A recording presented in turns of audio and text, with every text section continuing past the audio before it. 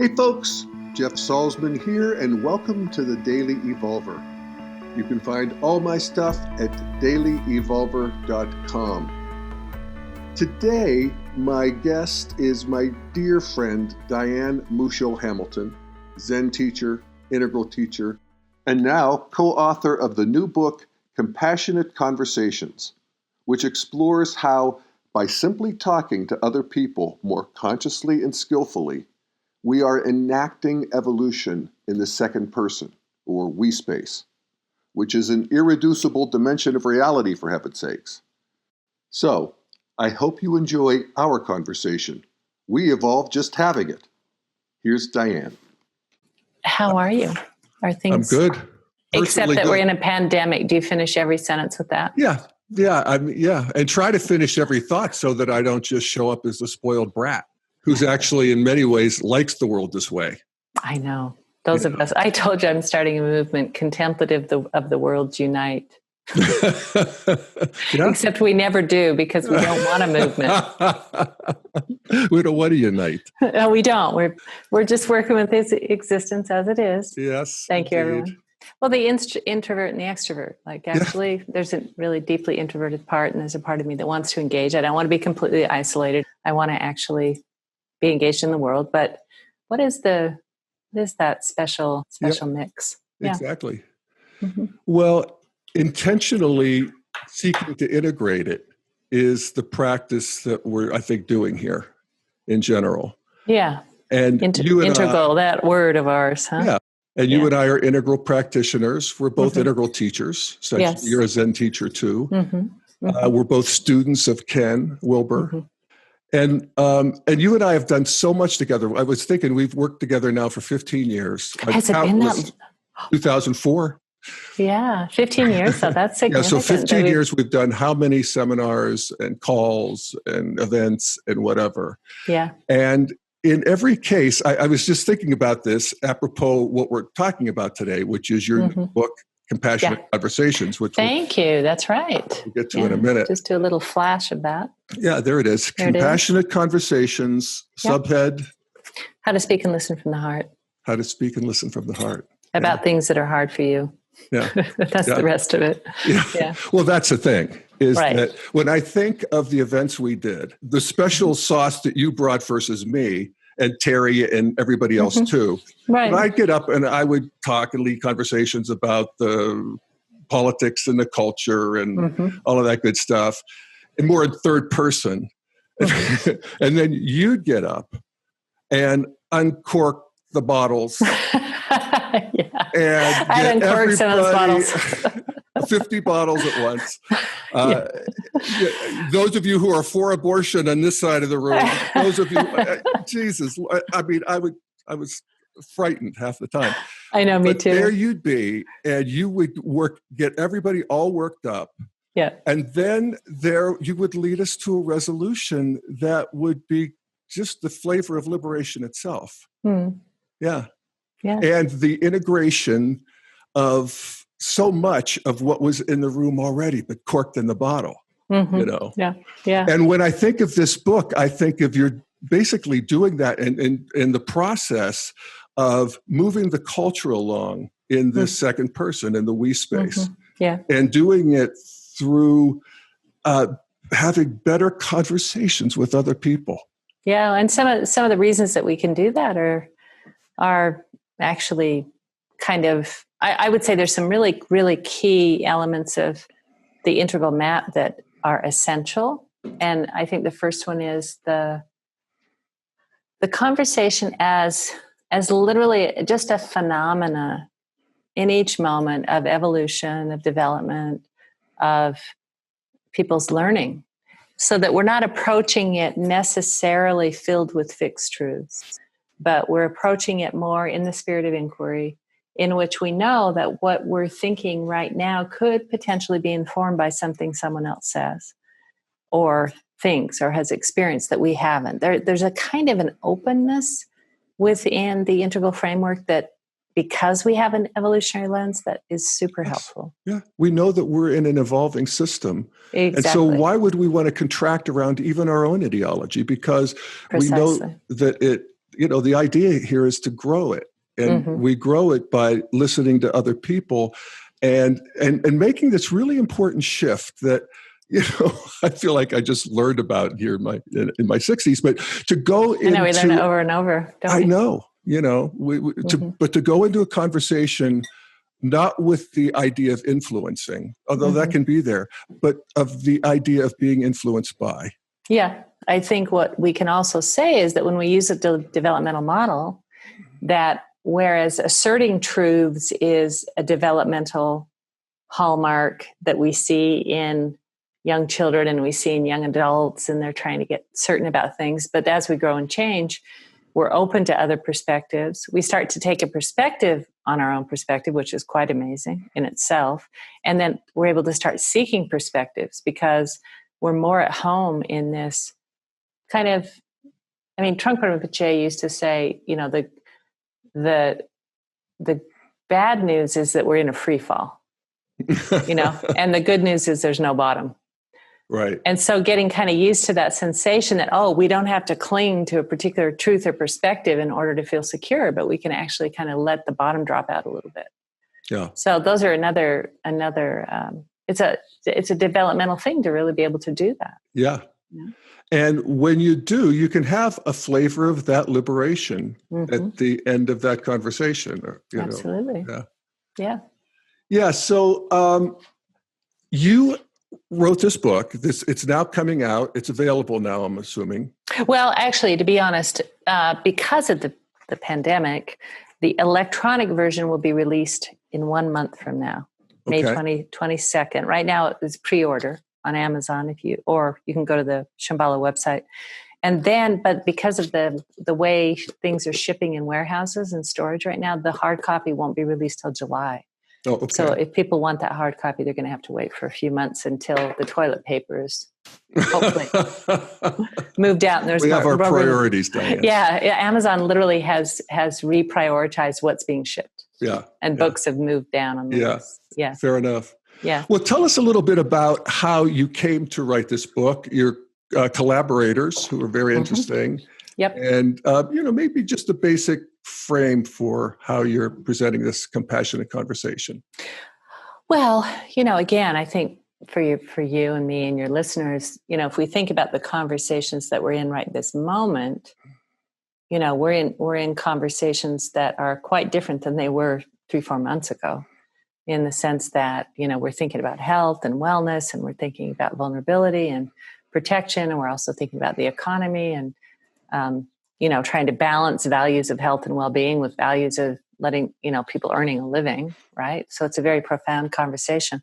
Well, at the time that Shambhala approached me about writing this book, many of us were engaged in conversations around racial justice, around, equity and questions of diversity and gender relations and non-conforming gender and issues related to, just all of the kind of difficult conversations that kind of correlate a lot of times to identity and that demand certain kinds of awareness and maybe an ear that's tuned to some degree to political correctness, and then that starts to feel really oppressive. But people are engaged in these conversations. And so Shambhala approached me and asked me if I would be willing to write a book related to these more challenging conversations that people were having. And I think at first there was sort of the sense that I could maybe talk about how to maybe possibly combat racism, or possibly how we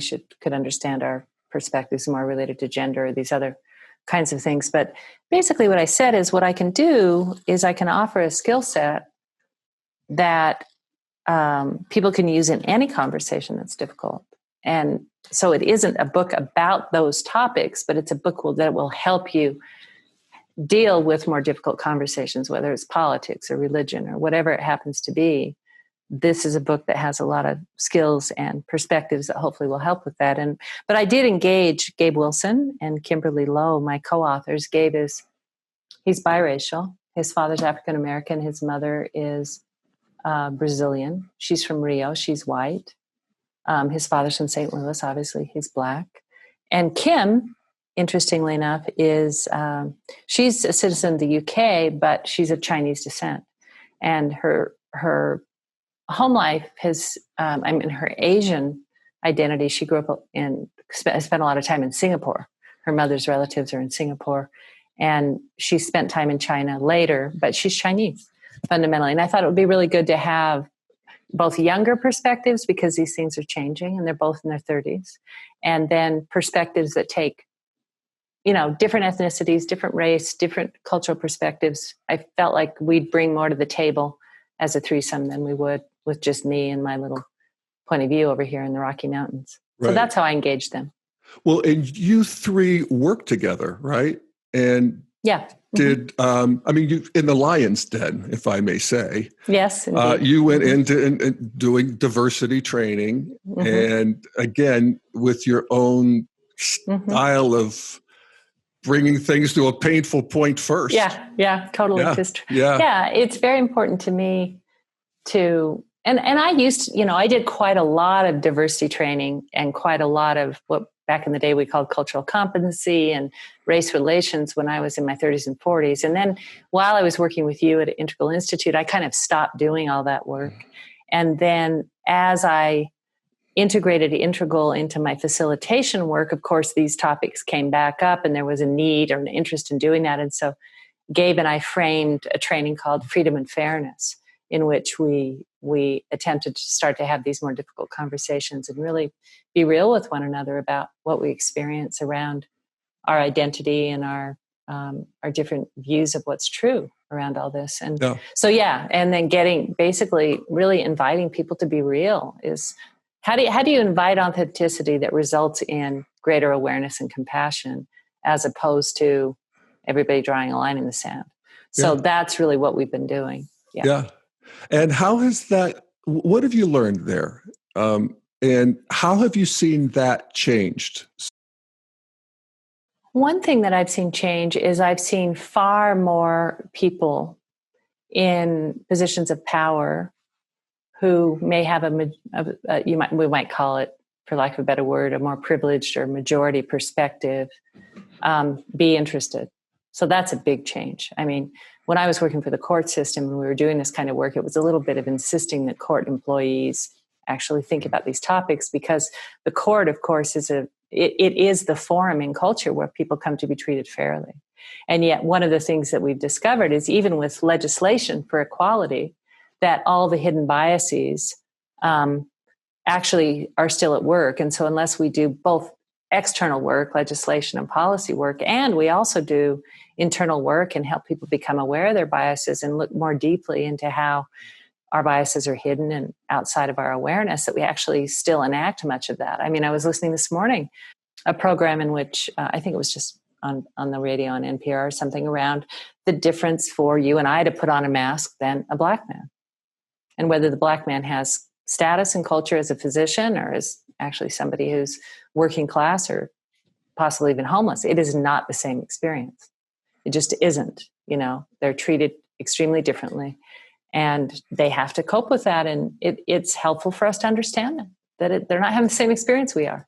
Yeah. And so back to my point, what I've seen change is far, far greater interest. In other words, people are really growing in their interest around this than when I first began. So that's an upside.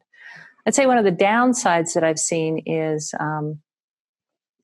people need to learn that we can take strong stances. We can be self-righteously angry. We can be advocates without necessarily closing off to one another. And I think I've seen like this whole cancel culture, like you make one error now and people cancel you, you wear the wrong clothing, or somebody accuses you of cultural appropriation. These are lots of the effects of the internet.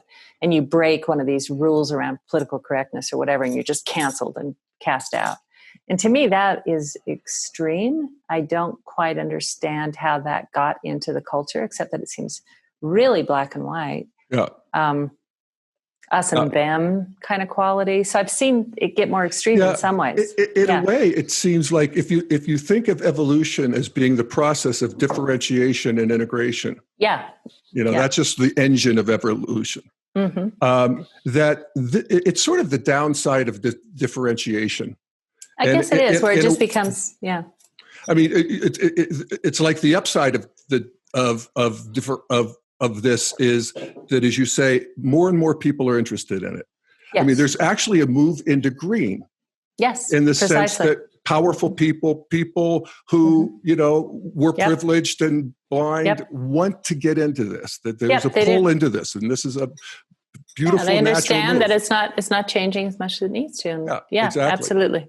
Yep. And so then what we're uncovering then as we do this is that, we did the integration thing with the Civil Rights Act, and the laws are changed, and the exteriors. Exactly, the right-hand quadrants. We did work in the right-hand quadrants, and now we're having to do it on the left. Exactly. Yep. And so once we, surface that, then we see that there's a whole new can of worms. Absolutely. And it's not pretty. No, it's difficult. There's overreactions, and there's, counter reactions, and we get more polarized, actually, because that polarization is another way of talking about differentiation. Yeah, absolutely. And absolutely. then we move into the integration, which is, I think, what you're doing with this book. Yeah, that's what I'm trying to do. I'm trying to actually create enough latitude and, at the same time, some depth and some real heartfulness, and so that people can actually, that you and I could talk about gender, or that you and I could talk about the experience of being straight and gay, and just be curious about what our respective experiences are, and how are we both bound. And that is not to, that's not to create a flatland. In no way is my experience the same as someone who grows up with brown skin or black skin in the inner city. I'm just treated really differently by, let's just say, police. These are common kinds of things. But on the other hand, can we actually understand each other? Do we have enough commonality as a human being that we can prepare sort of a groundwork for our exchange? Yeah. Even if we don't see the world the same way, there's still so much that we can join around. Yeah. So much that we have in common. Yeah, totally. And that's a practice in and of itself, is to actually look at people, and just as we, in meditation, we sort of deconstruct the conditioned mind. Yep. So we look at another person, and we see race, we see age, we see gender, we see all kinds of things. Yeah, we see social status of all kinds, roles, we see family origin stuff, we see culture, we see so much. Yeah. And as we do that practice, we see finally just you. Oh my goodness. Yeah. Look at you. Yeah. And look at me. Yeah. And you mentioned Trungpa. What if the poignant observations he made that's always stuck with me is, if you look at another person and really see them beyond the conditioned mind, there's only one appropriate response, and that is, oh. So vulnerable. Yeah. It's so true. Yeah, just there's a poignant, oh my goodness. All right, let's challenge ourselves. It's not easy. Can we do that with President Trump right now? You and I? I can. Yeah. I actually can. I mean, I can't stably do it, but sure. I mean, I can do it if he'll stop telling people too. I can do it if he'll stop telling people to drink Lysol. I can see you with an open, compassionate heart. Just don't tell people about the disinfectant. Just you don't think bleach. That should be? We got to integrate that into our new integration. I think we got to make some distinctions here. And in the right-hand quadrants, Lysol is not good on the interior. Let's just. I think that definitely was a quadrant conflation there. Clean yourself out, but not literally. But yeah, I mean, if we're talking about the culture wars, if we're going to have an integration, we have to, and this is Green's, to the degree that greed is stuck in Green. Yes. That is, it is monoperspectival, in that it thinks that its worldview of pluralism and all of the good stuff of interiority, psychology, all of it, is the only right way. Then it becomes totalitarian. And that is, that's the problem. So that Green can talk about inclusivity, but it doesn't include Trump people. Yeah. Totally. Yeah. Yeah, my family. Yeah. What is great about pluralism is that it actually is interested in the genuine subjective experience of everyone, including anybody who's in a marginalized role. And then it proceeds to exclude anybody that doesn't have that same interest. Yeah.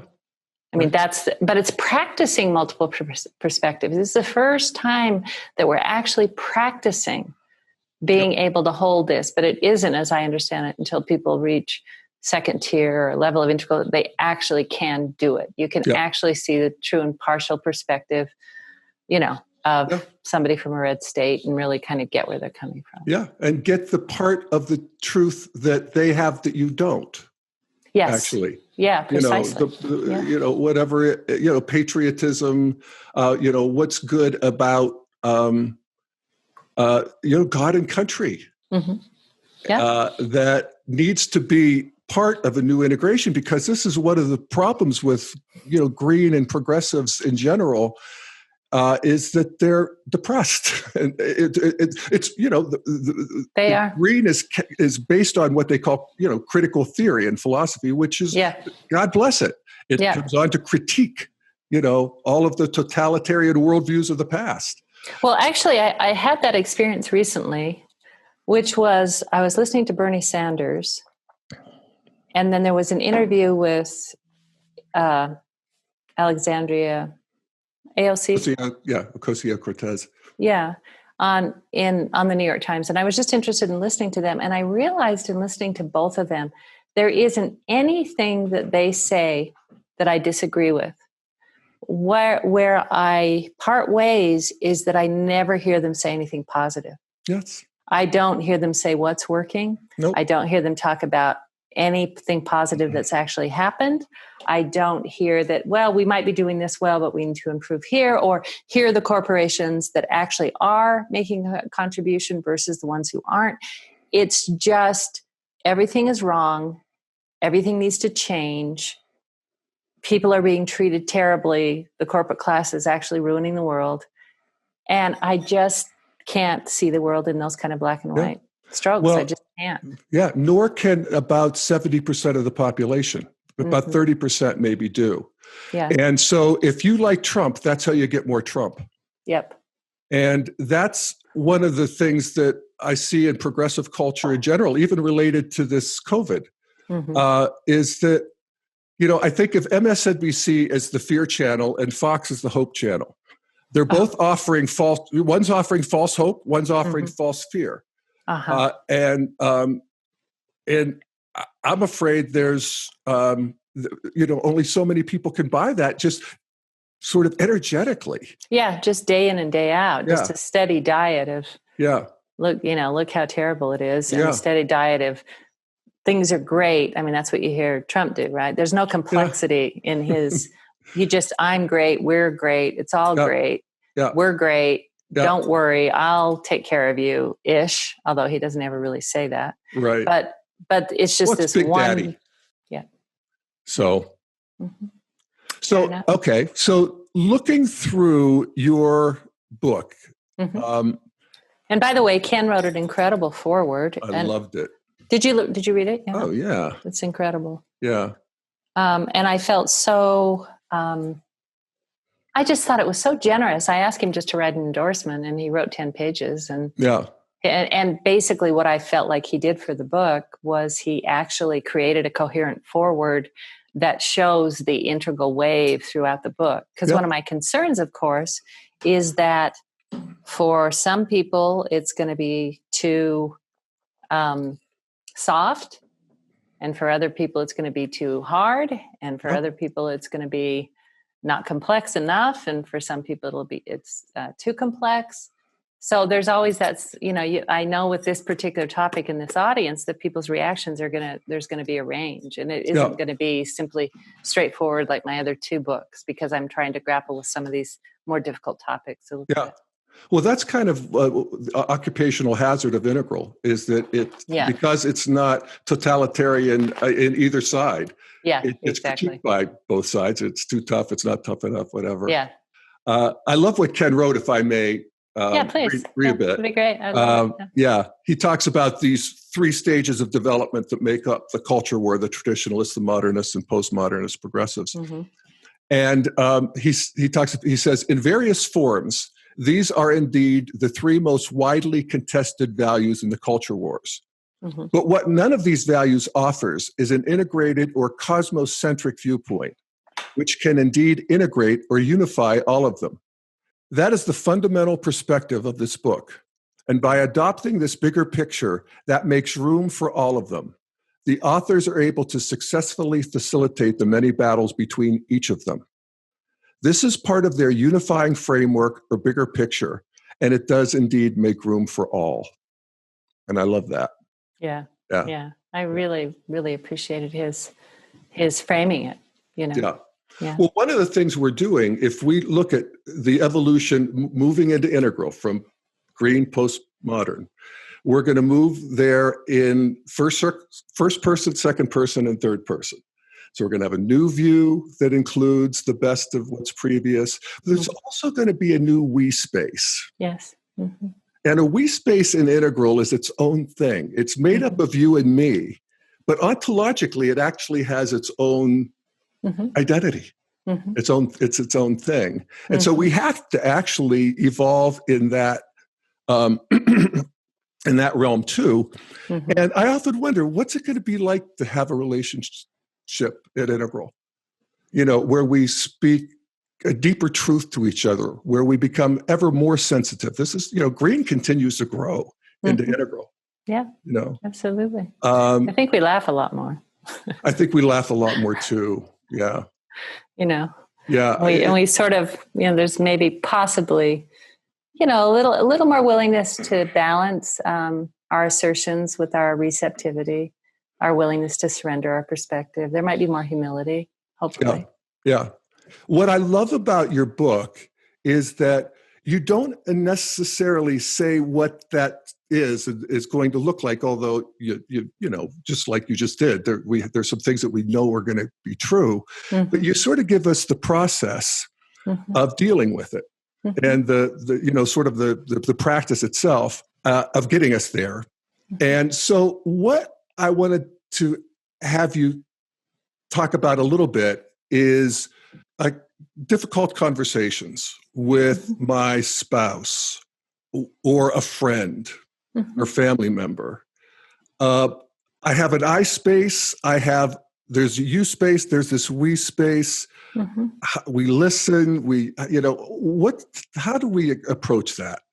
Well, let's start with the body, because I think one of my things that I've learned that I think helped a lot with being at Integral Institute is we put a lot of emphasis, naturally, I think it's happening in culture, on our somatic experience, like what's actually going on in the body and what's the relationship of body and mind.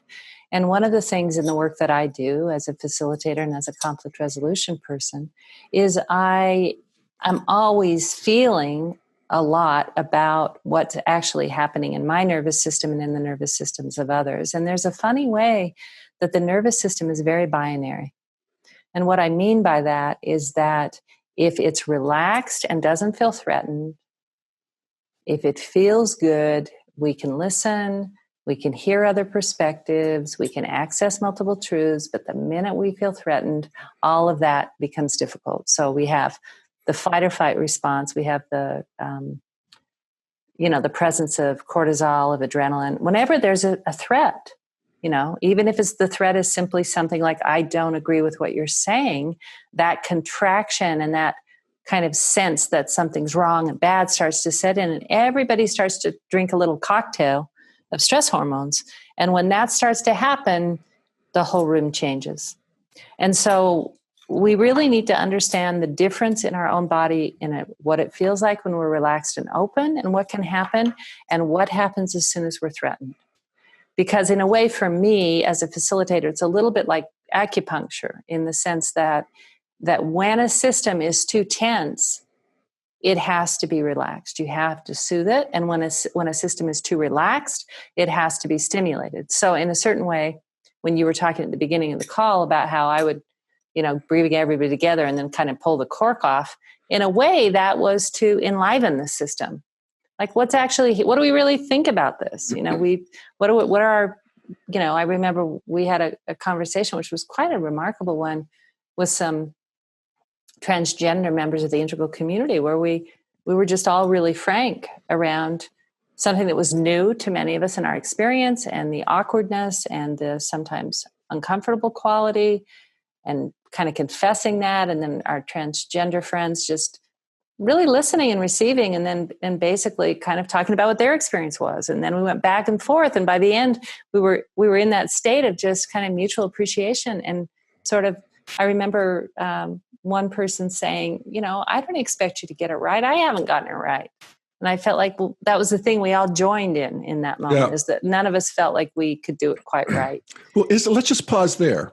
Mm-hmm. Even that kind of an orientation when you're going to have a difficult conversation with your spouse. Mm-hmm. Yeah. I'm not sure I know what is going on here or what we need to do, but I approached, here I am. Here I am, and I'm relaxed, and here's what I'd like to share. Asking questions from that relaxed place. What do you think? What do you feel? And then when you feel the defensiveness start to set in, that's when you notice it. Well, that's when it gets scary, and that's when it was scary with you too. I always, right? And I'd want to run. Yes, because it's just literally what the body feels like. Because once that happens, once your heart starts to palpitate and you feel those sensations, everything in you wants to run. Your entire evolutionary intelligence is online then. That's not Jeff just being, scared. That's like the way human beings have survived, or through those sensations. Yeah. And so you have to kind of be able to cope with those for a little while until, again, the system starts to relax, because difference is exciting and sameness is soothing. That's the thing. So you got to have enough sameness, enough commonality, enough, let's just both try and relax a little here and see if we can listen to one another's perspectives. Okay, I notice I'm getting really identified right now, and I feel very threatened about what you're saying right now. So what part of me can find some partial truth in what you're saying? Right. Yeah. So learning to listen to the body is really important, because we engage these conversations when we're defensive and nothing good is going on usually. Well, in just the awareness itself of, it's like moving from unconscious incompetence to conscious incompetence. Yeah. In the sense that, I am flooded with cortisol. Yes. I know what this feels like. Yeah, my hands I know are what trembling. it is. Mm-hmm. Yeah. And you might even say that. Yeah, we say I'm triggered, but triggered still makes it seem like it's psychological. This is physiological. Yeah, and triggered also implies that the other person pulled the trigger. Yes, exactly. And let's not go there yet. No. No, and also I think then if we talk about the midbrain, so that's we have this triune brain, right? And the oldest part of the brain is simply fight, flight, craving, and relaxation. Simple, almost, as I said, just really binary. But then when you add the limbic system in there, and the mammalian brain, the middle brain, midbrain, all of the complexity of our emotions are housed there. Apparently, it has to do with human bonding. We have jealousy there. We have pride. We have all these other experiences related to who we are as primates in relationship to other, we give birth to live young, we bond, we separate. And so whenever there is a strong emotional quality in the room, because of limbic resonance, everybody feels it. Yeah. And so you can't just keep talking when anger is pervading the space. You've got to drop in and relate to the anger. Hey, I notice that we're getting really pissed. Should we keep going and just get really mad at each other, or should we dial it back a little bit? Well, I don't want to do what you want to do. Quit telling me what to do. Okay, then let's just get mad. You have to include the emotions as well. Yeah. I've never seen anybody do it like you, Di. In front of a room, it's like watching a maestro. I'll tell you. Yeah. It's all you have born such sensitivity to it. I do. It's true. Yeah. Yeah. I do. Thank you. Yeah. And I'm glad you sort of distill it into a book for, just regular old conversations. But what a life's work that I have to be in the middle of awful, difficult conversations with people all the time. Ouch. I know. I remember, I was thinking about this with this COVID thing and how we're balancing economics versus health, Yeah. Those two right there, Yeah. and how you would do this lifeboat exercise Oh, where you'd put 12 people in a we still do lifeboat. that. I know. Oh my God. And they'd have to decide who they were going to throw off. No. They'd have to decide whether or not they were going to stay. They made their Voluntary, own choice. We changed all the ground rules, and it had to do with you being fully who you are right now and being supported in your choice. And what a different experience it was but it was harrowing.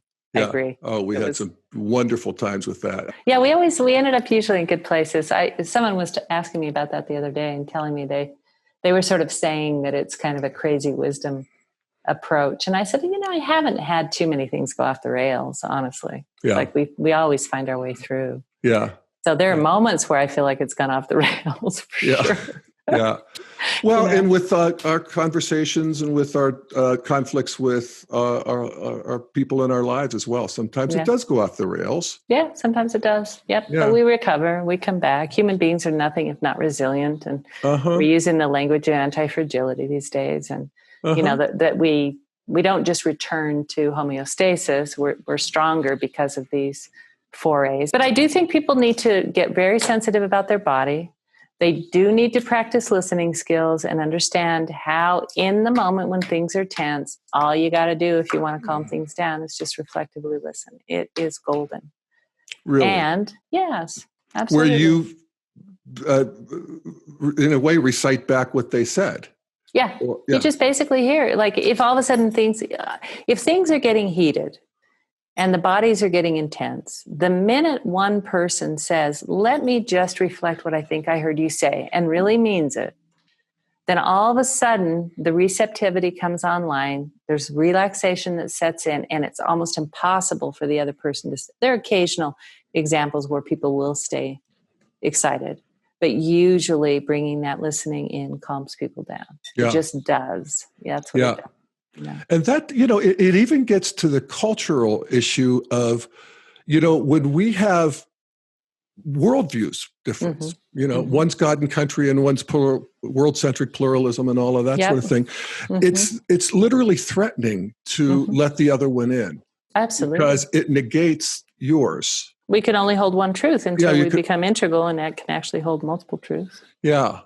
People have been practicing and learning receptive listening skills now, or called active listening skills, probably for 40 years. Right. And I don't see people using it all that skillfully. I see some people with their formulas, but not real genuine kind of. I tell people that there's a lot in meditation and listening that are the same.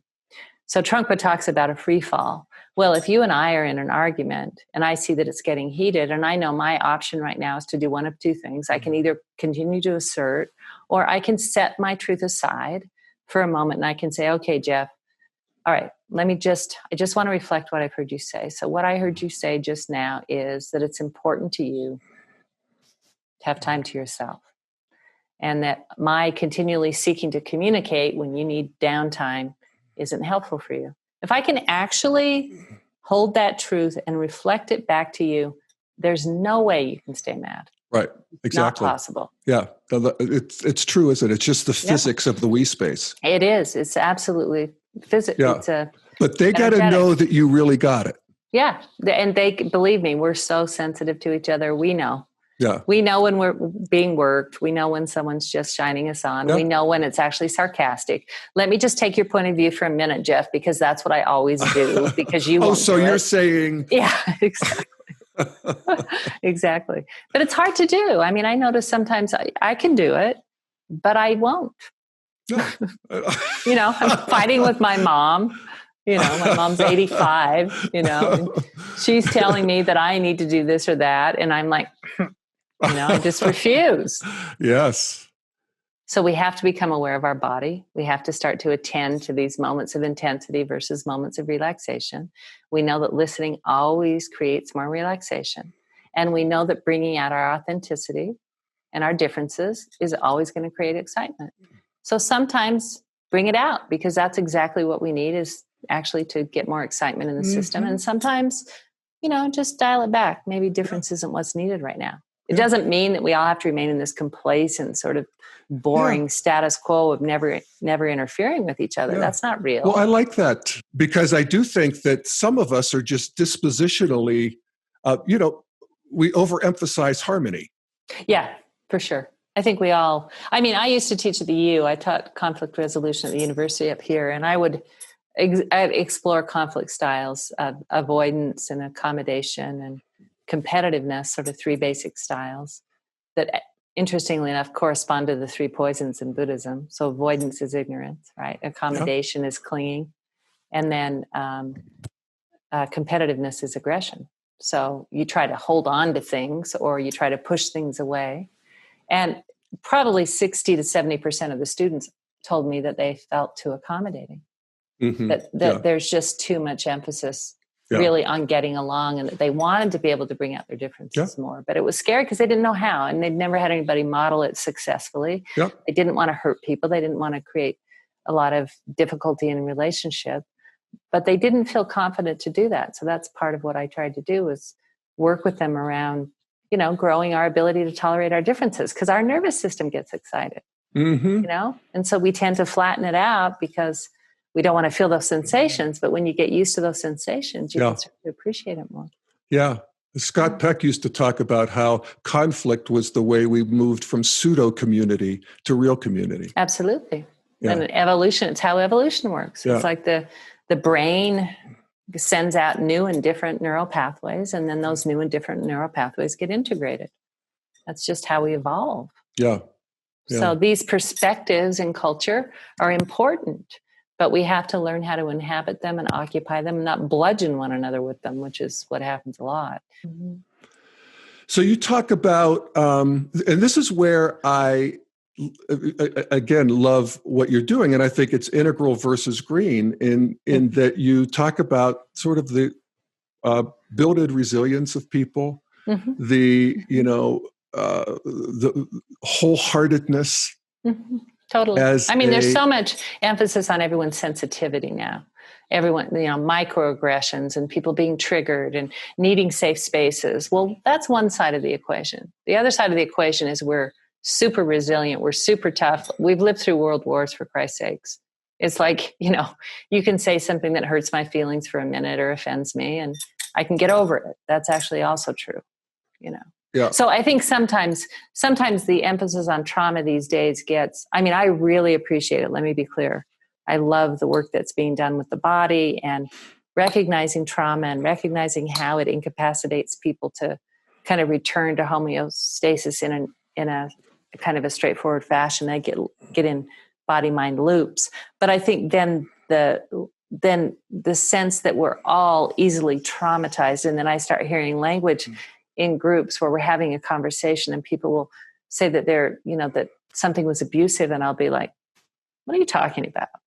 Abusive. Like, the language just gets so overblown. Would you agree with that? Yeah, totally. And this is where green overreaches. Yeah. And in integral, we want to take the best of green and to know that actually that's going to continue. We're going to get ever more sensitive to microaggressions. Yeah. Because we want to. But we're just going to know each other better. Exactly. And we're going to have a real integration that will continue. But and I guess it's inevitable, but green, its inability to see the worldviews of others and appreciate them there's blowback, and welcome to evolution. Yeah. There's blowback against the blowback. Yeah, precisely. You always remind me of that, actually. Yeah. You're one of my go-to people, because I do have that tendency to feel like things are going to hell in a handbasket. Yeah. And you remind me that evolution is beautiful, but it's not pretty. Yeah. Well, and it's what you say about the resilience. It's a relief, Di, to go into a conversation with somebody that I know I'm going to have a dueling worldview, and to not have to win. Yeah. What a relief. What a relief. I was just the other night, there's a new building going up in town, and it's a little kooky, but I love it. And my dear friend hates it. And when she said she hated it, I felt myself get all contracted, because I was going to have this argument about, no, you shouldn't hate it, you should love it. Yes. And then I thought, no, I don't. No. Or you could say, but you could do it more consciously and say, hey, let's talk about why I hate it and you love it. Absolutely. I'm standing for loving it. Let me hear you talk about why you hate it so much. It's not reflexive. It's like I have choice. Yeah. And this is choice is always the key to the city.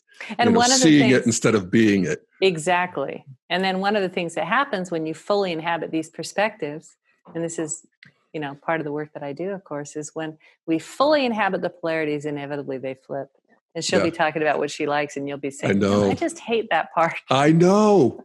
I mean, Chuck and I'll be watching a show, and I'm loving it. He's kind of secretly hating it.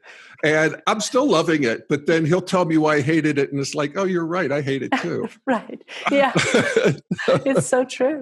Yeah. But it's good. You're including more. That's all. Yeah, because you don't have to love it or hate it. You can see all of it.